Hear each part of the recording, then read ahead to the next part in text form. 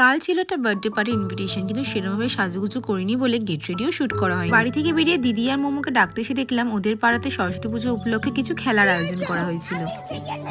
Prize পাবে বলে মোমো তো আনন্দে দিশাহারাই হয়ে গেছিল। আর এইসব কিছু কমপ্লিট করে বার্থডে পার্টিটা যেতে আমাদের প্রায় রাত 10টা বেজে গেছে। সেখানে গিয়ে তো অবভিয়াসলি কেক কাটিং সেরেমনি হয়েই গেছে। তো এখানে চলছে ডিনারের পর্ব। তো এখানে গিয়ে অনেকগুলো কাছের মানুষের সাথেও আমার দেখা হয়েছিল, তো তাদের সাথেও একটু কিছু ভিডিও শুট করে নিলাম। তারপরে খেলাম কফি আর কেক, আর এখানে মোমো পেয়ে গেল ওর রিটার্ন গিফট। তারপরে বসে পড়লাম খাওয়া দাওয়াতে। তো চলো এরপর তোমরা যেটার জন্য ওয়েট করছো, খাওয়া দাওয়ার মেনুতে কি কি হয়েছিল বার্থডে পার্টিতে সেটা শেয়ার করি। প্রথমে দিল গরম গরম কড়াশুটি কচুরি, তার সাথে চানা মশলা। এই দুটো কম্বিনেশন কিন্তু দারুণ। তারপর দিল ডিমের ডেভিল।